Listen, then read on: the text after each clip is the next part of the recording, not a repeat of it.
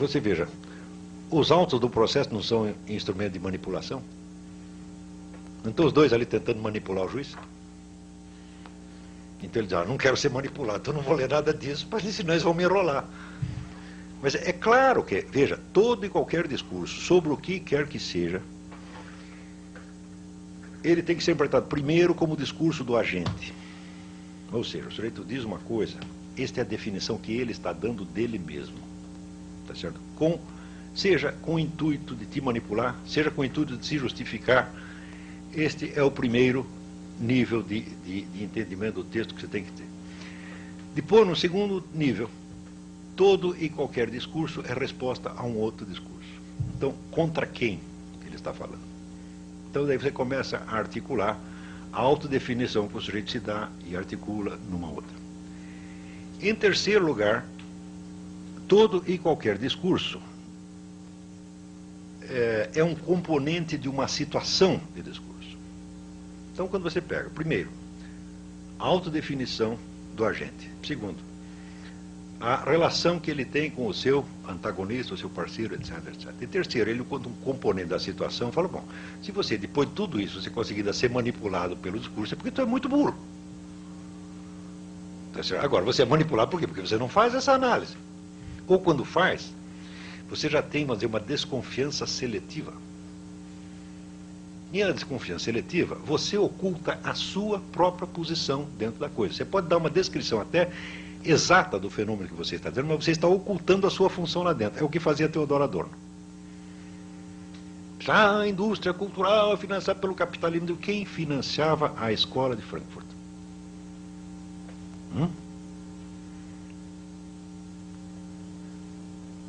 Estas mesmíssimas forças que eu estou me referindo.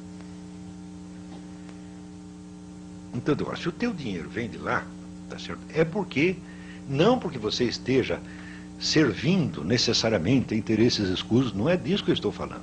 Mas você tem uma articulação no conjunto. Se você pega a indústria cultural, o Brasil está cheio de livros sobre a indústria cultural. Todas analisam a indústria cultural como instrumento de dominação capitalista. Sim? Não é assim? 100%? Deu muito bem. Você pega a estrutura do capitalismo e pega a indústria cultural e coloca uma dentro da outra. Só que você está esquecendo um terceiro elemento. Qual a composição sociológica das pessoas que fazem a indústria cultural? Sociológica, ideológica, etc, etc.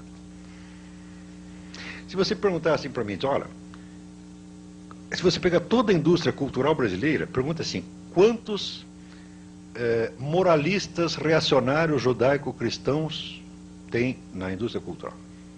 Resposta, nenhum. Só tem progressista, feminista, socialista, etc, etc. Eu digo, bom, a composição sociológica e ideológica é esta. Isto não é um elemento importante da situação?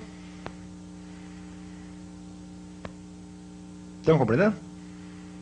Então, é claro que a indústria cultural é um componente importante da estrutura do capitalismo, mas ela funciona a favor ou contra? Ela foi feita para manter o status quo ou foi feita para mudá-lo?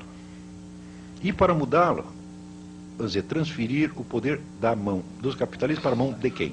Eu digo, é sempre assim, dos capitalistas para os metacapitalistas. Sempre. Através de quem?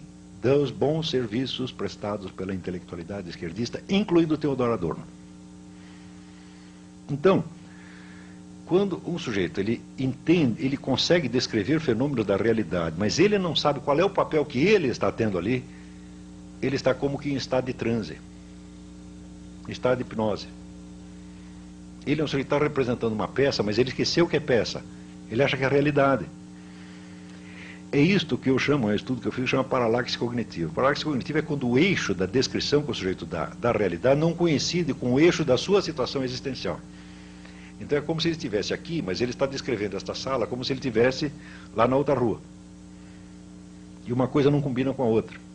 Toda a escola de Frankfurt padece de paralaxe gravíssima, gravíssima. Nenhum deles nunca sabia onde estava. Eram pessoas inteligentes, brilhantes, só que estavam todos na mão da lua. Como diz, o corpo está aqui, mas a cabeça está lá. E o Brasil inteiro também padece de paralaxe. E voltando a esta pergunta.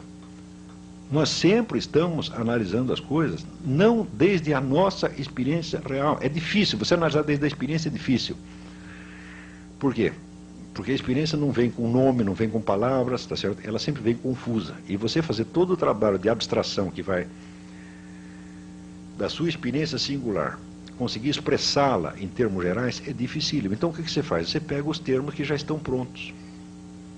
Quando uma vez eu trabalhava numa revista feminina, chamada Nova, não sei se ela existe ainda, e tinha ali várias sessões de cartas.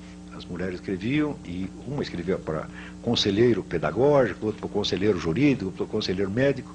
E um dia chegou a carta de uma senhora de Pernambuco, dirigida ao conselheiro médico da revista.